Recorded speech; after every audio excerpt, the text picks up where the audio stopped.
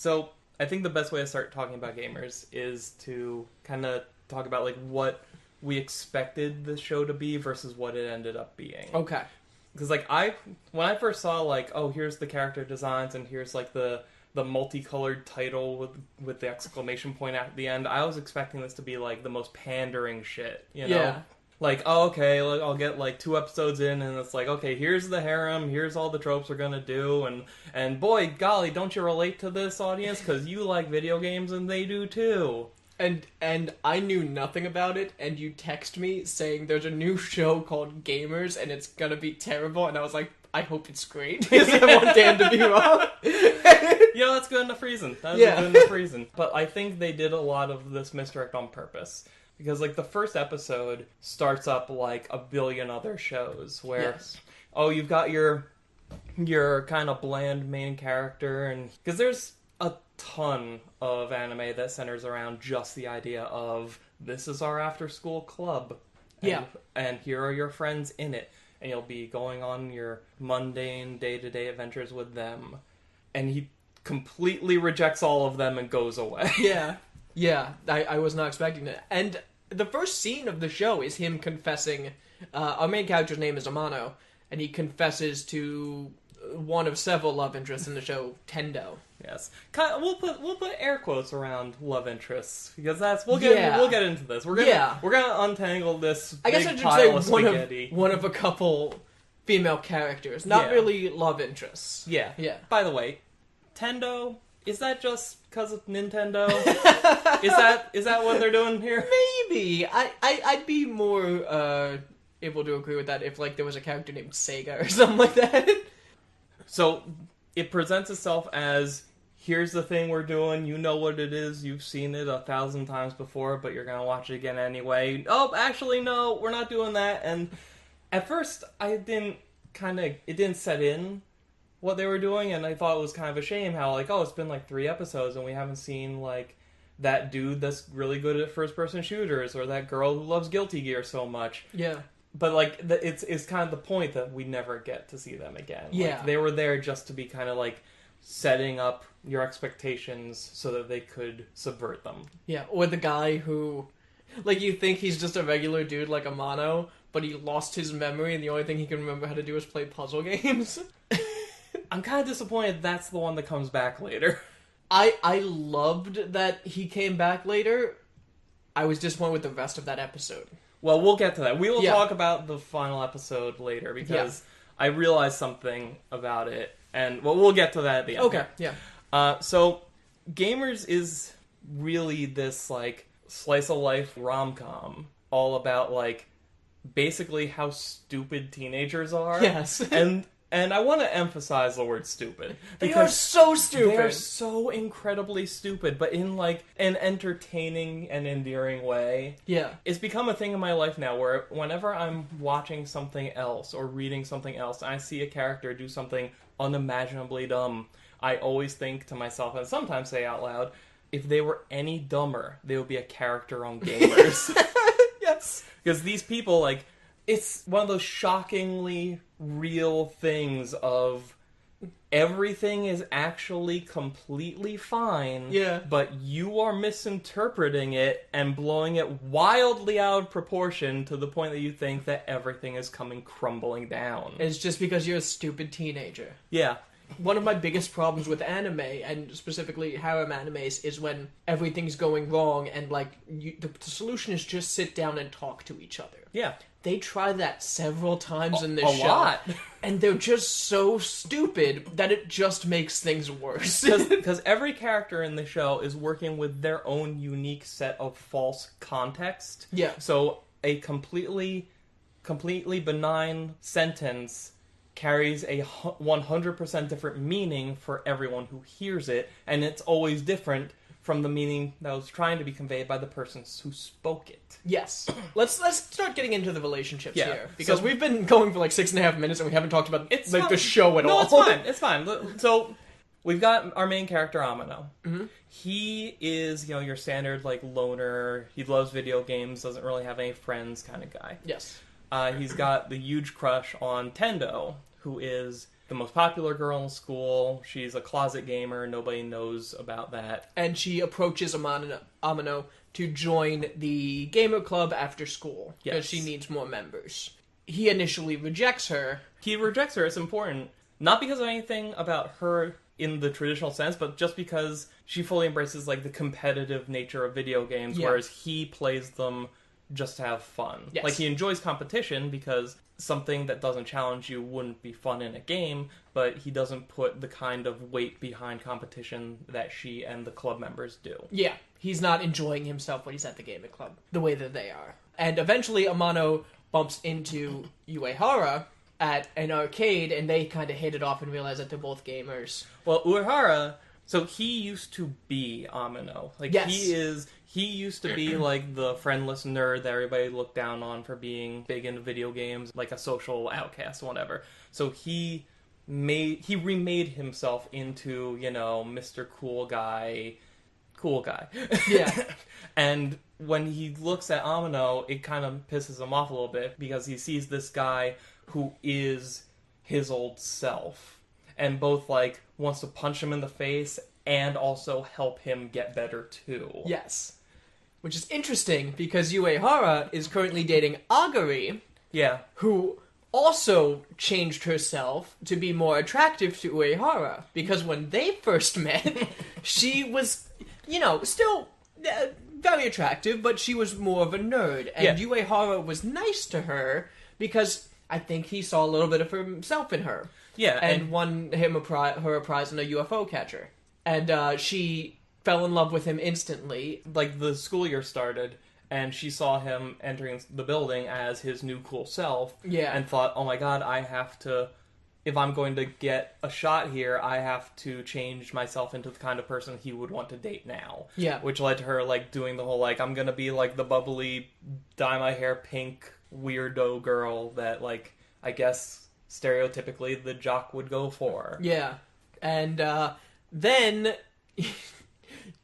there's so much, like, when I'm talking about this out loud, I realize just how much is in this show. Yeah. But it's important to note that Uehara does not know Agiri did that, and does not even know that she is the same girl from back then, until, like, halfway through, he asks, you know, why do you even like me so much? And she tells him that story, and he freaks out, because after spending so much time trying to run away from who he was and rebuild himself into someone new who's better, he finds out that the girl he's with is with him because of who he was before he changed anything. Yes. Wow.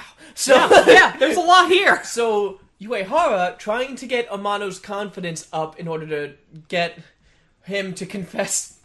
in order to get Amano the confidence up to confess to Tendo, says that he should talk to Chiaki. He should get comfortable talking to girls in general, so he doesn't mess it up when he talks to the girl that he wants to ask out. Yeah. Now, she's also a loner like Amano, and she loves playing video games. So they start talking, and at first it's a little rough, but they end up hitting it off.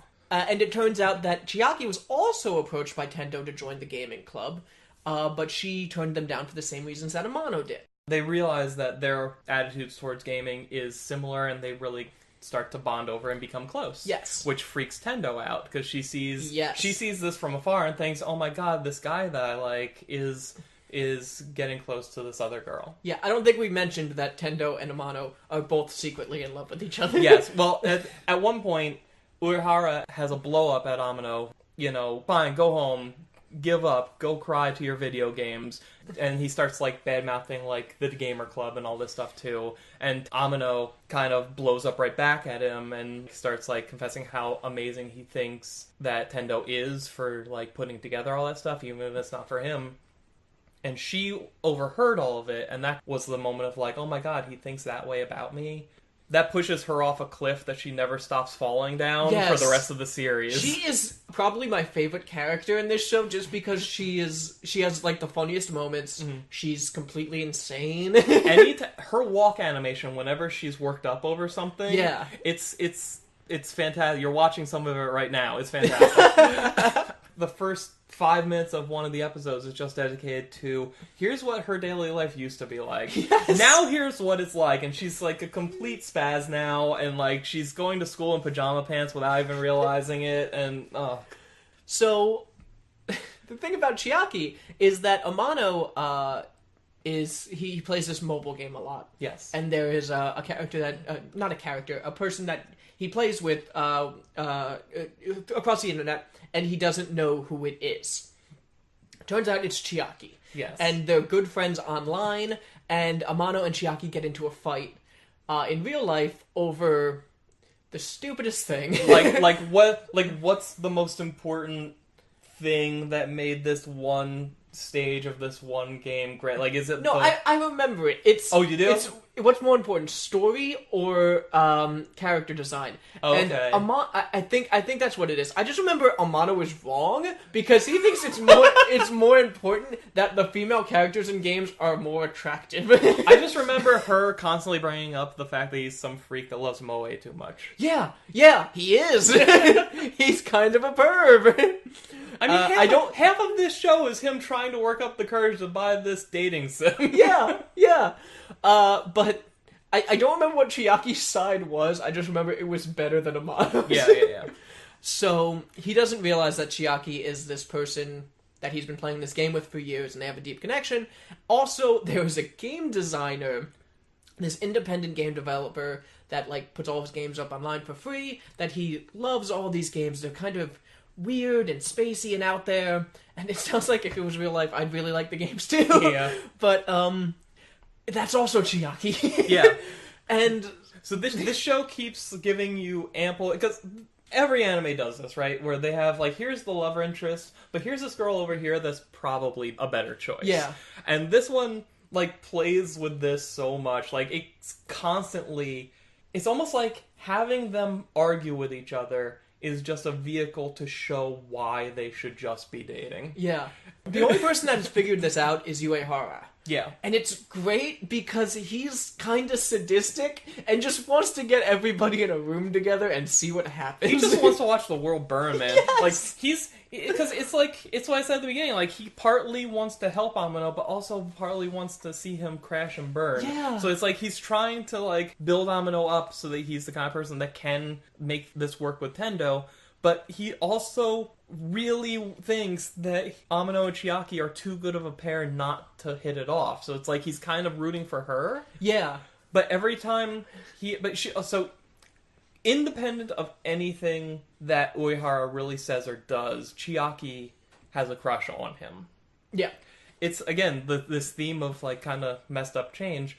He mentions offhand, like, I forget why it even comes up, but he mentions offhand that she would look a lot cuter with short hair. And then the next day, she comes in with short hair. And then Agari sees that this happened and assumes that he's cheating with this girl. Yes. So because of that, Amano starts spending more time with Agari. To try and, like, look, let me just explain this to you. It's not what you think it is. We're just going to sit down at this cafe and we're going to talk it out. Yeah. Uehara sees this. And thinks, oh my god, Agiri's cheating on me. Yeah. With Amano? I didn't think he had it in him. And then Uehara's like, that bad, I helped get him comfortable talking to girls, and he's using that to steal my girlfriend. Yes. So, Tendo sees this. Yes. And thinks that the guy I'm in love with is cheating. Tendo and Uehara start hanging out. So now everyone thinks everyone is in a relationship with somebody else. Yes. And there's this amazing moment where Amano and Agiri are sitting in that diner. He's managed to dispel all of her worries, and then they look out the window, and across the street, there's Uehara with his arm around Chiaki, and then the camera just pans into Amano's face as he yells the word, why? Yes. And then we see it from Uehara's perspective, and we see him looking over Chiaki's shoulder, and she's playing the mobile game, and he's figured out that she is the one that's been playing with Amano all these years. Yes. And he, like, says something like, "You two are meant to be together, you idiots." Just like, that's a weird thing to say. Yeah. Alright, so at this point, the relationships are, Uehara is trying to help Amano get with whoever. He just wants him to put his dick in something. As long as you're long as it's not Aguri. As long as you're dating someone who's not my girlfriend, I'm gonna help you. Amino wants to help ease Agiri's nerves because she thinks that Uehara is cheating on her, and after a while, Amino believes it. Like, it's always either, oh my god, Uehara is cheating with Tendo, or cheating with Chiaki, or cheating with both of them at once. Yeah. I'm sorry, I just wanted to say, there was another scene, because Amino and Aguri are always together at the cafe, just trying to ease each other's nerves. Everyone that works there hates them. Yeah! And there's a great scene where Amino says, like, don't worry, I will take care of this. I will stop Uehara from cheating on you with Chiaki. And then Chiaki walks past the window, and he's like, this is perfect. I'll take care of this. And he runs outside and says, and like, we're just seeing it from Aguri's perspective, and like, he's like having a very frantic conversation with her. And then he runs back in and says, don't worry, I took care of it. I said you're an amazing girlfriend. And I just bragged about what a great girlfriend you are. And she's like, that's perfect. So Chiaki just thought he ran out to brag about his girlfriend Aguri. Yeah.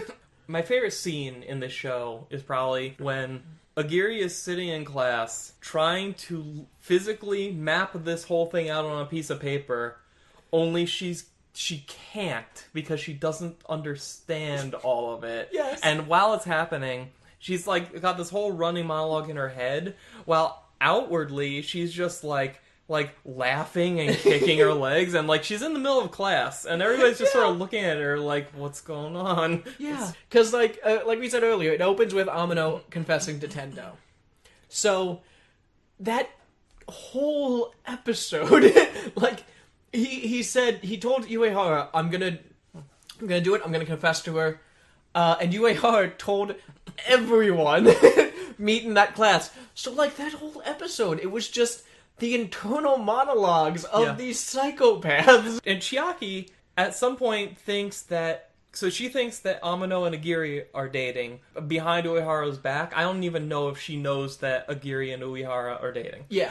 But she thinks that Amino and Agiri are together, and thinks it's weird that Agiri, who's the only non-gamer in this cast, is spending so much time with a derpy nerd like Amino, and then comes to the conclusion on herself that oh my god, Agiri must be using him, like keeping him at arm's length, but still always making him like buy her stuff and all this. Yeah. I might not like him, but I have to back him up so that this she-devil doesn't keep exploiting him. And then it finally all comes together at the end of the episode, or I guess like the middle of the episode, and like he confesses to Tendo, but there's like quick cuts and like dramatic music where like when everyone enters the room, Agiri and Uehara are just staring at each other. So like, I'm not gonna look at anyone else, they're not gonna think I'm cheating, and they're like staring at each other and they're thinking like, he's looking right at me, this proves that he's cheating on me, and he's thinking, she's looking right at me, this proves she's cheating, and Chiaki's like, he's looking right at that girl, that proves he's cheating. And Amino glances around and just thinks, man, everyone's here to support me. I have great friends. Yeah! Because remember, in the middle of all this, everything is fine. Yeah! Everything. Nothing is happening! There's not a single thing wrong. Yeah! And then Amino finally confesses to Tendo all this tense stuff, and he just goes like, Tendo, would you like to go out? And she's like, yep, sounds good. And like from this point on, the series is just like, let's keep shuffling these pieces some more, while like also building the relationships. You know, like Amino and Agiri become closer and closer friends. Chiaki becomes more integrated into the group and actually starts spending more time with Tendo and Uehara. And we also get an additional character added, which is Chiaki's little sister. Yes. Who I think is named Konoha? I'm not sure. We're going to call her Konoha. Okay. And again, talk about defying expectations. I thought, okay, we're going to do this now. We're going to introduce... Here's your Lolly character. She's going to be added into, like, the love quadrilateral, whatever. Yeah. and like, oh, of course, she's the little sister of one of the others. But, like, she never actually becomes that. Instead, she is strictly supporting Chiaki, who eventually realizes that, oh my god, Amino is the guy I've been playing this game with, and is the one that's been playing all of my games that I made. Both of the online people I had this deep connection with are actually this one guy who's right in front of me. Yeah. And Uehara even realizes that she realized it, and is like, oh my god, I just saw this girl have a moment of clarity way too late. Yeah. And Konoha is kind of trying to manipulate shit to get her sister and Amino in the same room alone so that they can hit it off. At first, at least, I couldn't tell if she wanted Amino to herself or for Chiaki. It was still, I think it was still a little weird throughout the show. Yeah, I think after that initial episode they introduced her, I think it was full on, like, I want to help my sister. Yeah.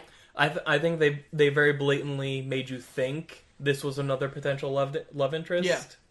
They have they have a couple episodes where Amino and Tendo go on dates, and it's very nice and very sweet. Mm-hmm. And then they have Uehara and Tendo team up together and like come up with this evil plot to suggest a double date. It's like they're like, all right, look, we're both scared as shit that our significant others are cheating on us, probably with each other. Yeah. So we're gonna go on a double date, and we're going to just wasn't their whole plan like, all right, we're gonna totally hold hands or something, like, Yeah, that was it. That was the whole plan. like, let's just have like We're gonna be like a couple. let's just have like a nice day out where we can just like reaffirm our feelings for each other as couples. And like, they also make a point of saying in this moment that they don't really believe that either of them would be cool with sneaking around behind their backs. Yeah, they said like Amino and Aguri, I don't think they're too good people to do that. Yeah.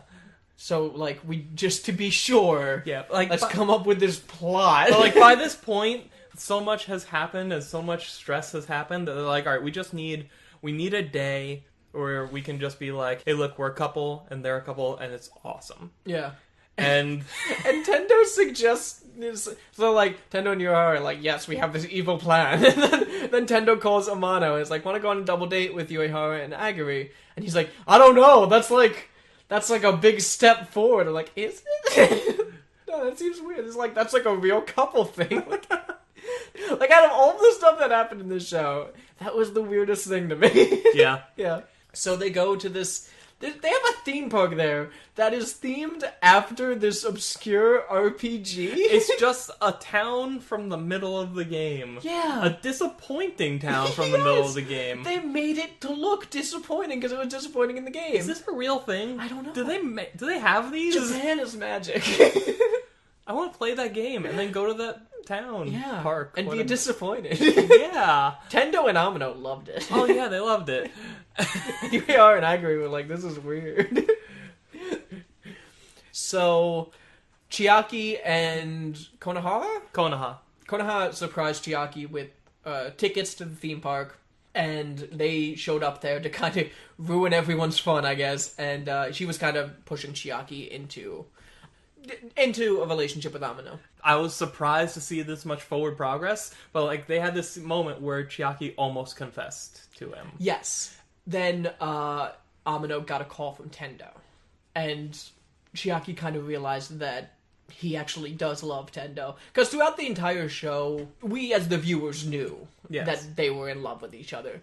But like, there was a scene after the confession when Amino said, like, thank you for agreeing to go out with me. That was embarrassing. I understand if you don't really want to. And like, it was just, as someone in the surrounding cast, I could understand if you didn't get their feelings, but Chiaki actually realized, like, they do love each other. It's like, whenever they're around each other, it's completely weird, and like, half the time they don't have any idea how to talk to each other, so like, they just like, for some reason, start like saluting each other, and like, it's completely bizarre. Yeah. But like, they do have like these really good, nice moments, like when they're like riding the bus home or something. Yeah. And the thing that cuts off Chiaki from confessing her love to Amino is he starts talking about how he used to have nobody in his life, and now he's dating this great girl and has all these great friends, and how like he really does love Tendo and Uehara and Chiaki and Agiri and all these people and how much they matter, and like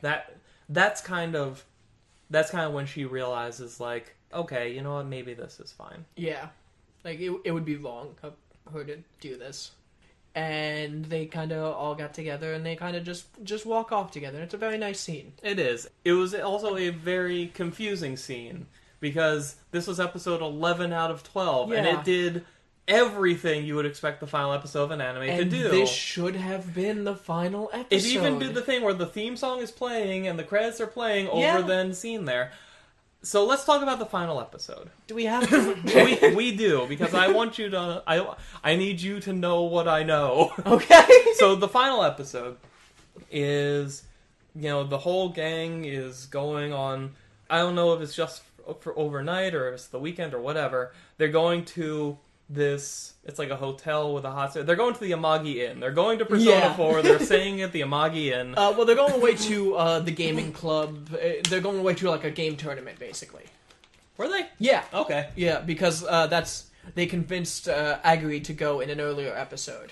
That's remember right. They said, like, even though you're not in a gaming club, I want you to come to this thing with us. Here, I'll give you my cake if you do. Yeah. That was the thing they were going away to. So, I'm surprised this is really one of the first times in the show that they brought it up. The fact that Agiri is the only one that doesn't play games and doesn't really get it. Yeah. And all of this episode is spent her trying to wrap her head around why people think this is a good idea and why it's not a complete financial ripoff. Yeah.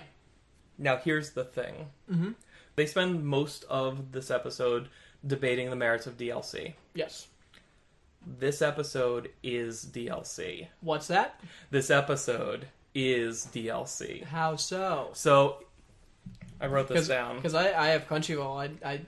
I paid my, monthly service for it, but I got it. I didn't pay any extra for it. Because they're constantly asking, what kind of DLC would you like to have? Mm-hmm. And they mostly settle on how DLC should be completely removed and crazy compared to the original. How it sometimes it's just like another little side story with the characters you love, and how it can be kind of disappointing when that's all it is. And they also settled on cosmetics. Yeah. And, revealing clothing. They discussed that a lot. The instant Uehara says that his favorite DLC is the female characters in swimsuits, it smash cuts to Tendo, Chiaki, and Agiri in the bath. And as they're continuing to debate the nature of the game industry's, abusive, exploitative approach towards its customers, they flat out call gamers a bunch of deviants. While you, presumably a real gamer watching the show, are watching this awkward scene of these three teenage girls in the bath together. Yeah.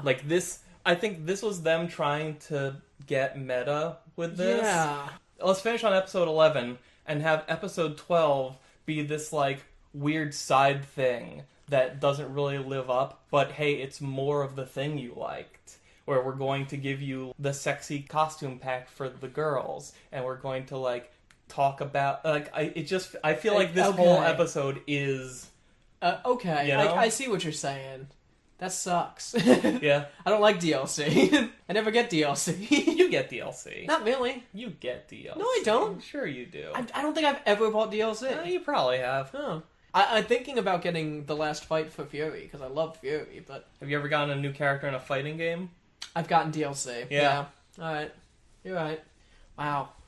That was a bad episode. Most of the time the female characters were talking, you couldn't even see their faces. It was just boobs and butt. Yeah. It was bad. If I'm right about the point they were trying to make, they lingered on it way too long. Yeah. I also think this is a really good slice of life anime, and a lot of people who are watching this are not going to be gamers. Yeah. And the way they discussed it, it's going to be gamers are stupid. You know what I mean? It should be... maybe I'm too close to this subject, but it should be showing this in a more positive light. You know what I mean? Yeah, but I mean at the same time, it's getting a room full of really awkward people and asking them to defend the merits of this thing that they love to someone who doesn't understand it at all and is ready to dismiss it. but I'm someone who does love it, and I don't think they did a good job of it. I loved 11 out of 12 episodes, so that's a pretty good batting average. The last episode was like this one last like ambitious idea they had that didn't quite land. Yeah. But I'm okay with that. Yeah. Yeah. I hope they make a season 2. I don't know. I think I'd rather see these same people do something else, because I kind of feel like we got just enough, you know? You think so? Yeah, because I mean, they would have to do something totally different with this. Like, it couldn't just be more of the same misinformation, love. Yes, it could. They're still just as stupid. I know, but like... And they've made, like, 1% progress in all of their relationships. Yeah, but all they have to do is introduce one new female character and everyone loses their minds. Yeah, but that little because they've had no progress, that little progress feels like a lot progress. That's true. Like, let's get Konohara is like, hey, I'm in high school now, and everyone's like, everyone noses bleed, and then that's it, you know? I love these characters. I'd love a season 2. Great show. Great show. So if you're watching this on Epic Ghost Punch, you want to hear more of me talking about anime in a less stream of consciousness way, go over to YouTube channel Lifefiber. If you're watching this on Lifefiber and you want to hear the two of us talk more about video games and stuff, go over to the channel Epic Ghost Punch. There should be links to both of those on the screen right now. Oh yeah, this does work for both, because it's an anime about video games. Yeah. Video games and anime. Exactly.